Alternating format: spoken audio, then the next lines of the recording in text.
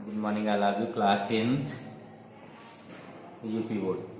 देखिए हिंदी काव्य खंड में आज हम लोग पढ़ेंगे अशोक वाजपेयी। ये 12वां चैप्टर है आपका। बीच में वो चैप्टर छोड़ दिए गए हैं जो आपके 30% सिलेबस में हट गए हैं। ठीक है, तो जो जो चैप्टर इस बार पढ़ना है उसी से पढ़ना है। देखिए अशोक वाजपेयी, पहले इनके बारे में थोड़ा सा जानिए फिर उसके बाद पढ़ते हैं। भाषा एकमात्र अनंत है।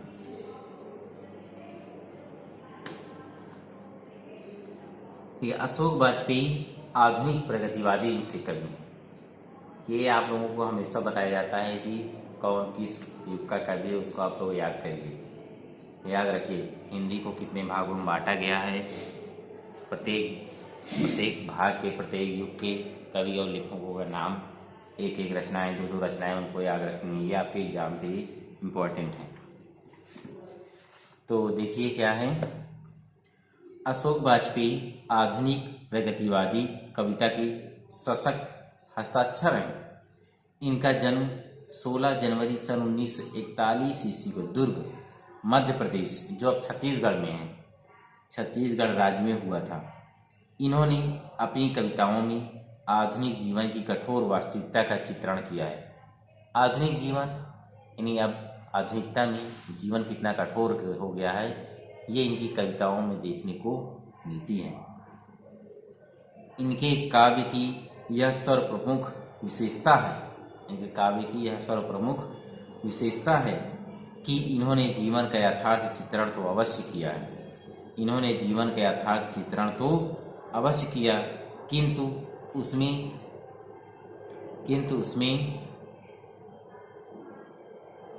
भादेश का समावेश नहीं होने दिया है।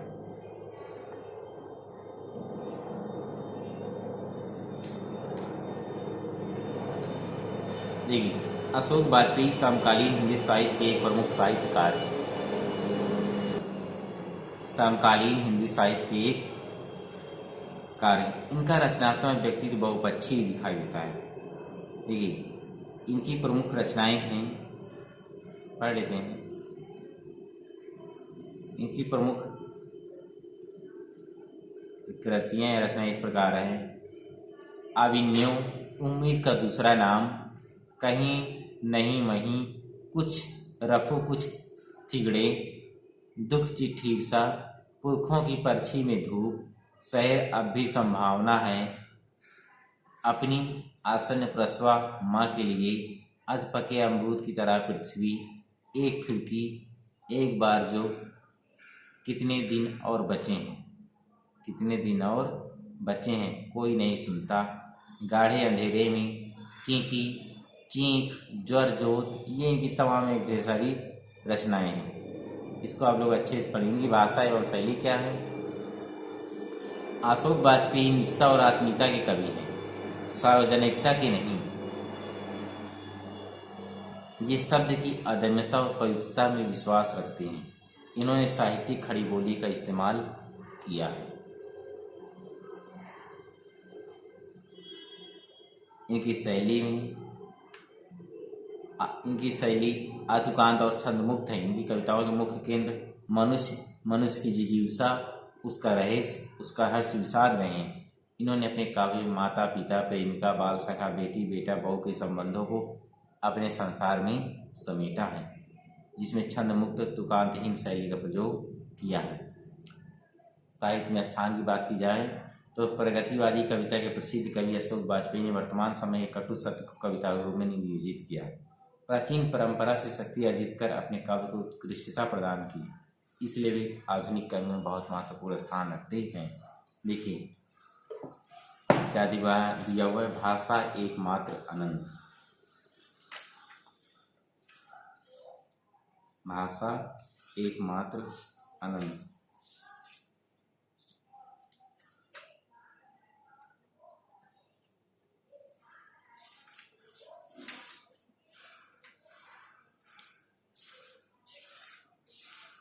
पढ़िए इसको।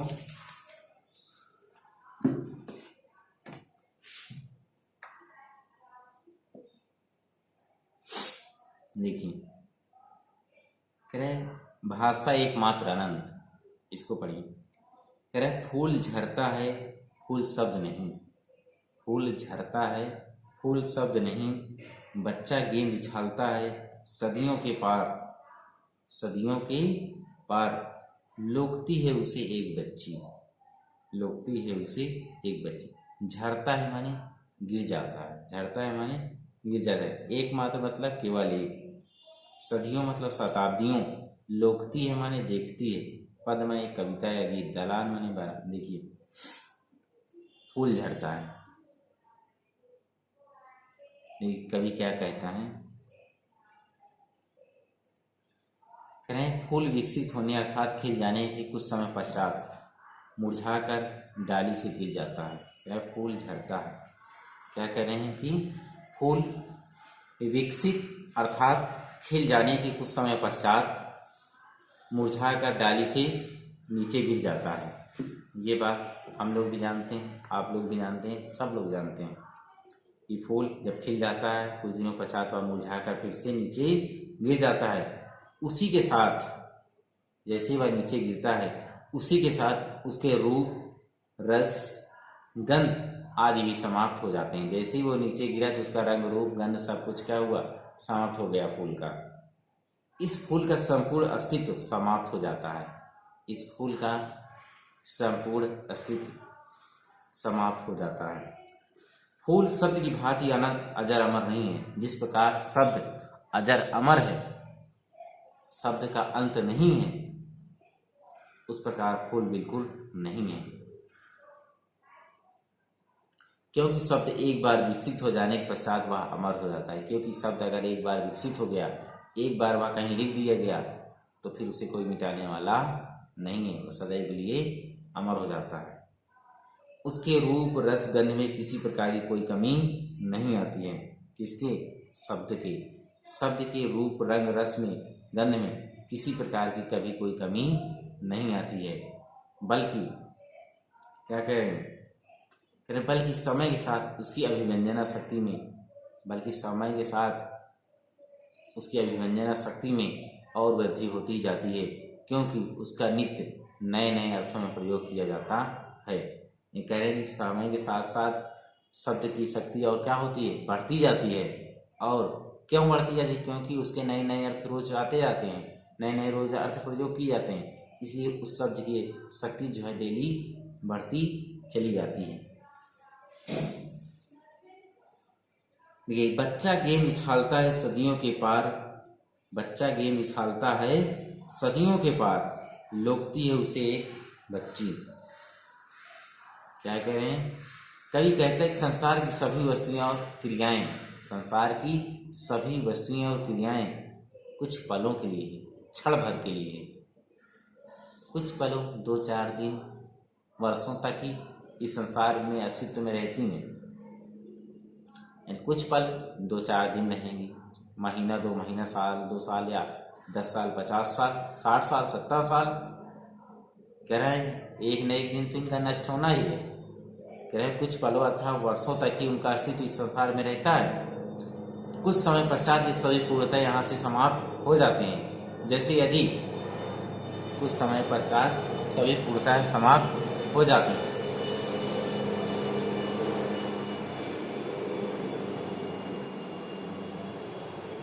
जैसे यदि कोई बच्चा गेंद उछालता है, क्या कह रहा है, सदियों के बच्चा गेंद उछालता है सदियों के पार, लोकती है उसे एक बच्ची। कह जैसे कोई एक बच्चा गेंद उछालता है तो उसकी वह क्रिया अधिकतम 1-2 शताब्दी तक ही अस्तित्व में रह सकती है। तो उसकी वह क्रिया अधिकतम 1-2 शताब्दी तक ही अस्तित्व में रह सकती है। शायद उसकी वह क्रिया तब स्मरण में रहकर अस्तित्व में रह जाती है जब तक वह बच्चा इस संसार में जीवित रहे। शायद उसकी वह क्रिया तब तक स्मरण में रह जाती है, उसकी याद में रहेगी, उसके अस्तित्व में रहेगी जब तक वह बच्चा इस संसार में जीवित है, अथवा उस क्रिया को देखने वाले उसके माता पिता आदि परिजन जीवित हैं, तभी तक वह उसको देखते रहेंगे या उनको याद रहेगा। अधिक से अधिक यह भी हो सकता है कि गेंद उछालने वाला वह बच्चा अपनी उस क्रिया की स्मृति को, यानी याद को, स्मृति माने याद को, क्रिया को की याद को अपनी आने वाली पीढ़ी को दे दे, आने वाली पीढ़ी को हस्तांतरित कर दे, यानी ट्रांसफर कर दे, और उस पीढ़ी का व्यक्ति अपनी आने वाली पीढ़ी को, यानी दर पीढ़ी दर पीढ़ी, पीढ़ी दर पीढ़ी ऐसा ही होता रहे, आने वाली पीढ़ी की किसी बच्ची को वह बता दे। इस प्रकार एक बालक गेंद उछालने की क्रिया को, यानी गेंद उछालने की क्रिया को 1-2 शताब्दी बाद तक ही किसी बच्चे व्यक्ति द्वारा देखा, समझा अथवा जाना जा सकता है। वह क्रिया सदैव के लिए लोगों द्वारा न व्यवहार में लाई जाएगी, ना ही समझी जाएगी और ना ही जानी जाएगी 1-2 सदी तक। मगर धीरे धीरे जैसे पहले कुछ, अभी जैसे मान लीजिए क्रिकेट मैच है, जैसे अभी गेम कुछ और हो रहा है। अभी जैसे T20 आया, पहले केवल टेस्ट होता था, पहले कहते हैं वनडे 60 ओवर का होता था। ऐसे ये सब चीज़ें क्या है, करेंगे धीरे धीरे करेंगे। इन सब क्या है, ये व्यवहार में जैसे जैसे आती हैं, ये क्रियाएं हमेशा परिवर्तित होती रहती हैं, लेकिन सदैव के लिए वो लोगों द्वारा एक तरह व्यवहार में नहीं लाई जाती हैं, और ना ही वो समझी जाती है और ना ही जानी जाती हैं। कहने का मतलब इन सब चीज़ों में परिवर्तन संभव है।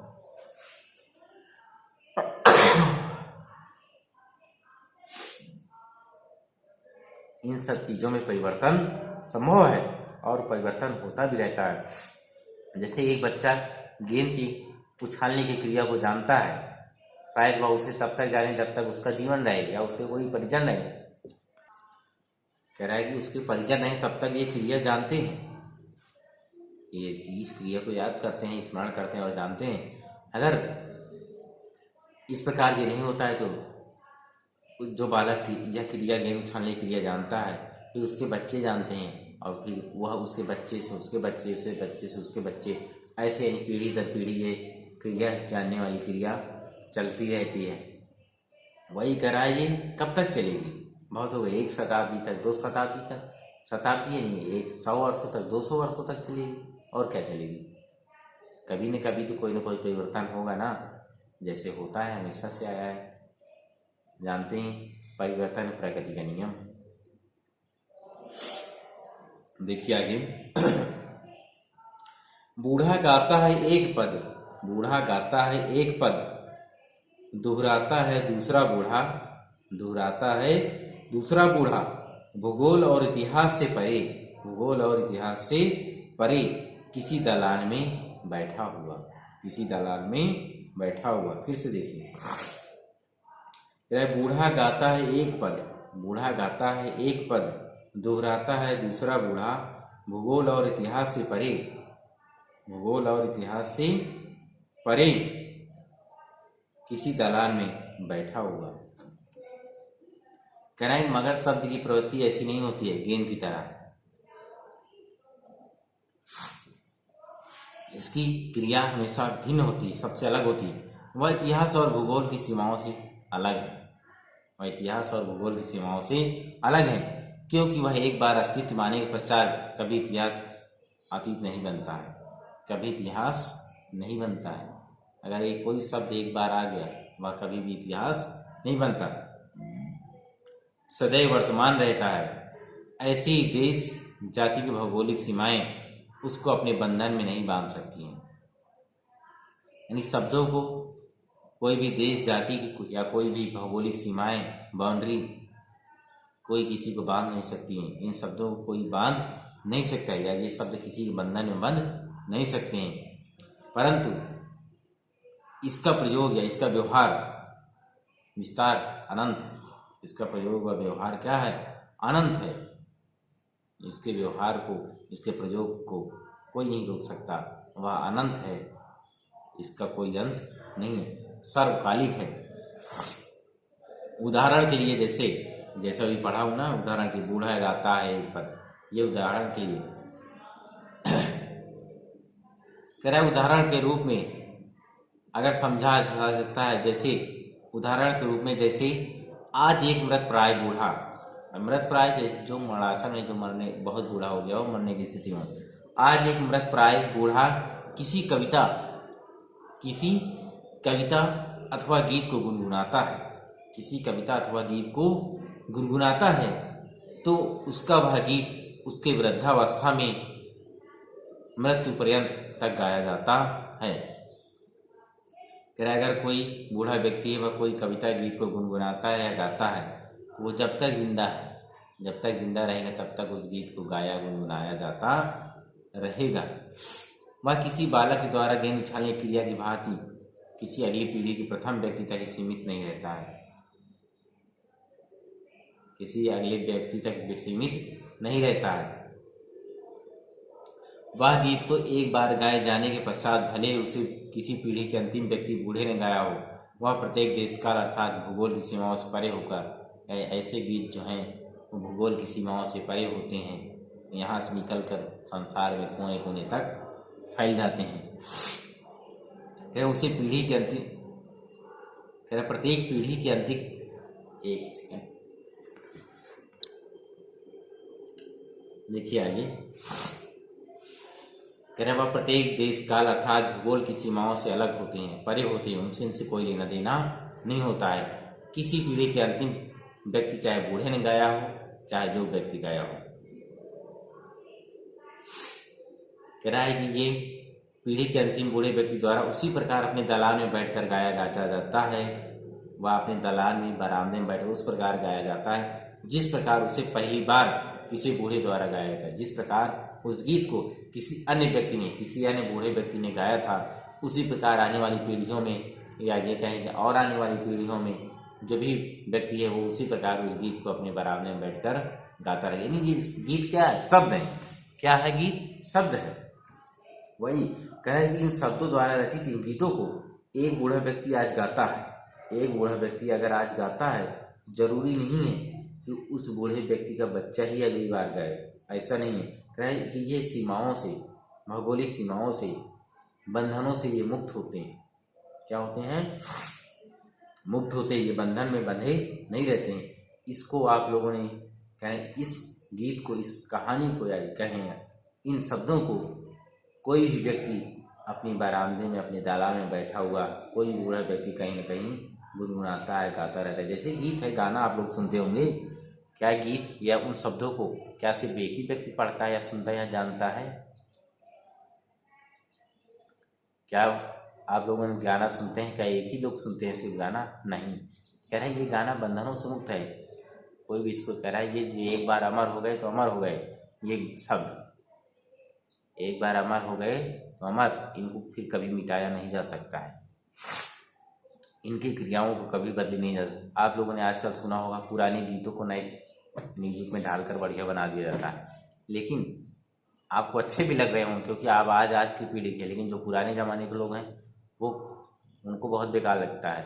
वो कहते हैं जो बात पुराने में है उसको नए नए शब्दों में, नए नए बात उसमें पिरो देना, अलग कर देना, ये अच्छा नहीं लगता है। वही कहें ये शब्द की, ये शब्द क्या है?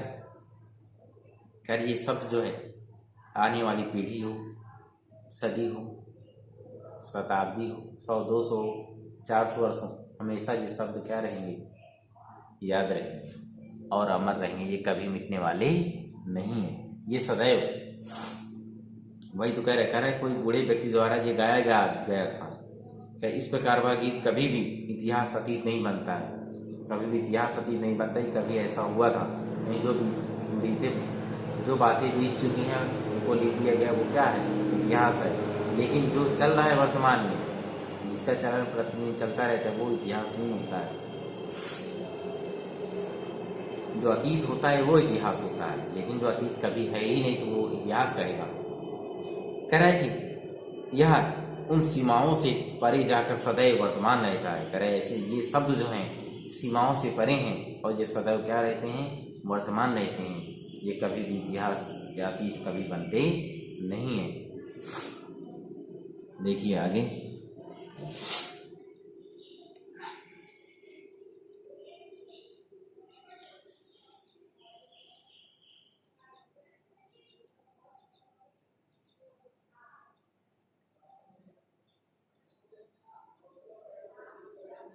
देखिए अभी क्या है,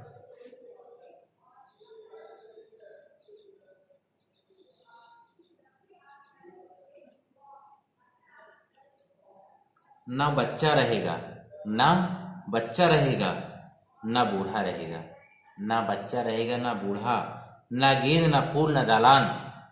ना बच्चा रहेगा ना बूढ़ा रहेगा, ना गेंद रहेगा ना फूल रहेगा, ना रहेगा दालान।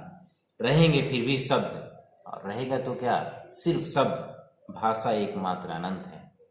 क्या करें, कहीं कवि कहता है अंत में, कवि क्या कहता है, कवि अंत में कहते हैं कि संसार में कुछ नासवान है, संसार नश्वर है।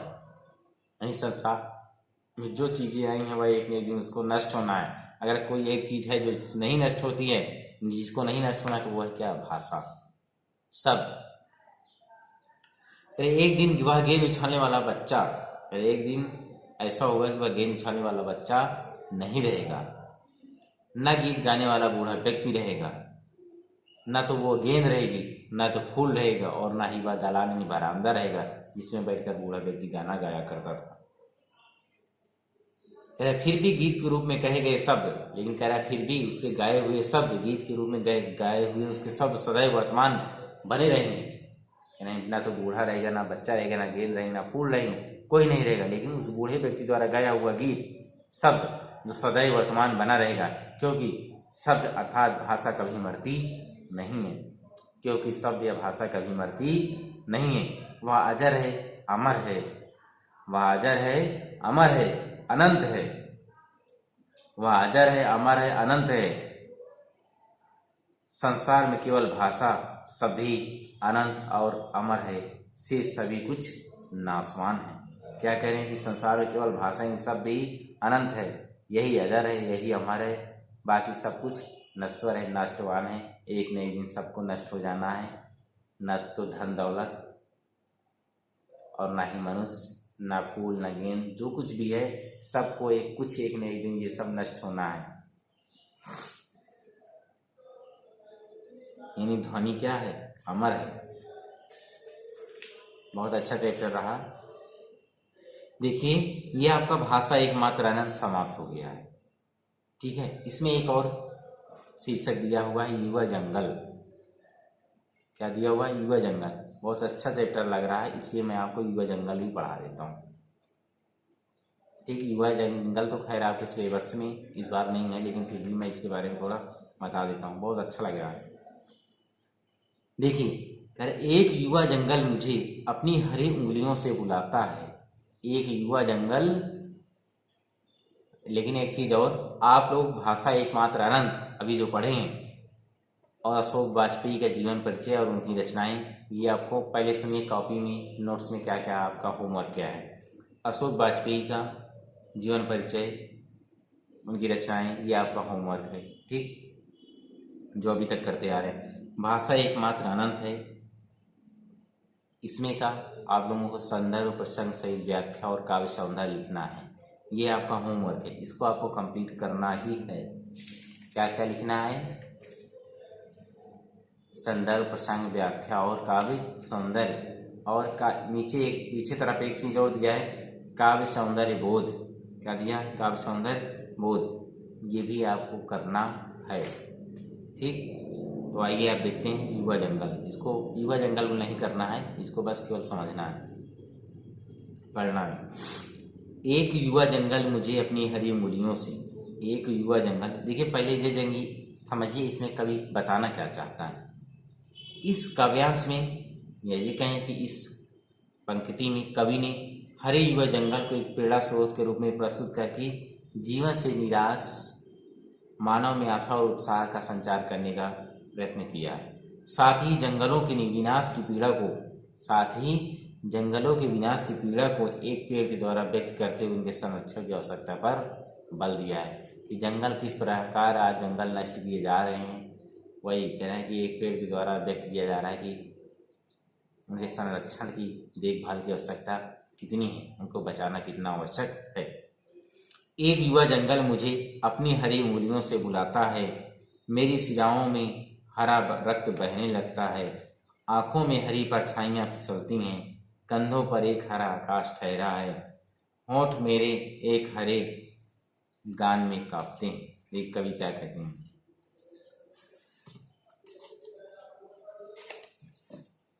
देखिए कवि कहती है एक नया जंगल, एक नया हरा भरा एक नया उगा हुआ हरा भरा युवा जंगल उत्साह से झूमता है।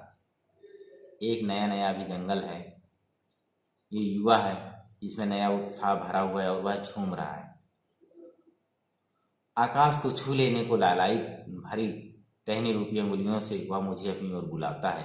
कह रहा आकाश को छू लेने वाली टहनियों से, हरी हरी डालियों से,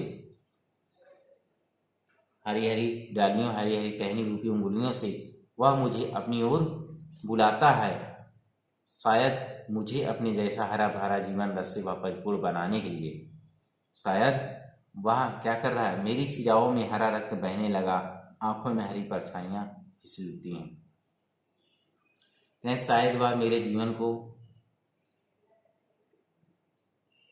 हरा भरा जीवन रस से परिपूर्ण बनाने के लिए अथवा अपने अस्तित्व के संरक्षण के लिए, चाहे मुझे लगता है कि वह क्या करना चाहता है, वह मेरे जीवन को हरा भरा बनाना चाहता है, या तो अपने अस्तित्व को संरक्षण के लिए मुझे बुला रहा है। उसके आमंत्रण को पाकर मेरी जीवन रस से रहित सुखी नसों में जीवन के प्रति नवीन आशा और उत्साह हरा भरा हो गया। मेरा जीवन जो उत्साह से वंचित हो गया था, यानी मेरा जीवन जो हताश था, निराश था, उसके बुलाने से मेरे नसों में जीवन के प्रति एक नई आशा और उम्मीद, उत्साह भर गया। यानी मेरे जीवन में भी हरियाली छा गई।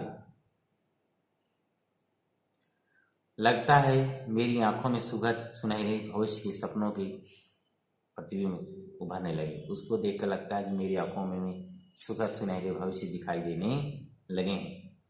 मुझे अपने कंधों पर अपने उन दायित्वों का भार अनुभव होने लगता है। मुझे अपने कंधों पर उसके दायित्वों या अपने दायित्वों के भार अनुभव होने लगता है, जिनको जीवन से निराश होने पर मैंने स्वयं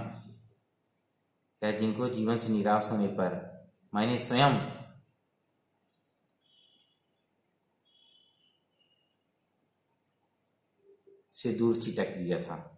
जिन कंधों के बोझ को, या ये कहें कि जिन दायित्वों को मैं निराश होने पर अपने आप से दूर कर दिया था, उन दायित्वों को मैं समझने लगा हूँ, उन दायित्वों का भार का मैं अनुभव करने लगा हूँ।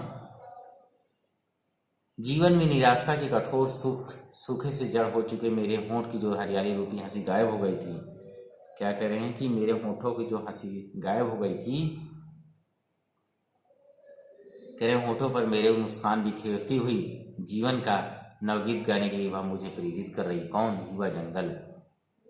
वास्तव में मैं जब व्यक्ति नहीं रह गया, वरन हरा भरा जीवन रस से परिपूर्ण एक पेड़ बन गया हूँ।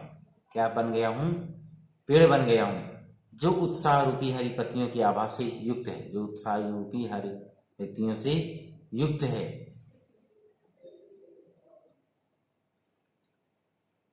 ओ जंगल युवा बुलाते हो, आता हूँ एक हरे बसंत में डूबा हुआ आता हूँ।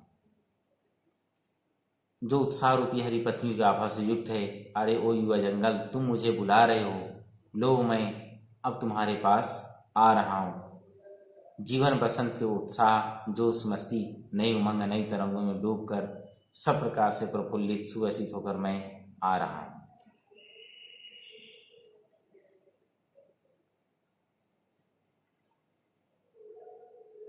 ये था आपका युवा जंगल, इसको बस समझना था। ठीक, तो आपको ये चैप्टर कंप्लीट कर लेना है अशोक वाजपेयी जी का जीवन परिचय, रचनाएं और भाषा एकमात्र अनंत है। भाषा एकमात्र अनंत है, बहुत अच्छा चैप्टर जी था, इसको आप लोगों ने पढ़ा।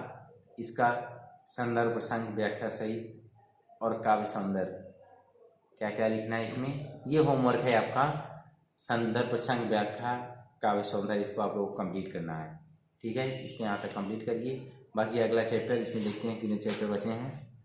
एक चैप्टर आपका और बचा है, ये कल समाप्त हो जाएगा अगली डेट में। फिर उसके बाद आपको पढ़ा जाएगा संस्कृत और गद्य। ठीक है, तो मिलते हैं अगली क्लास में।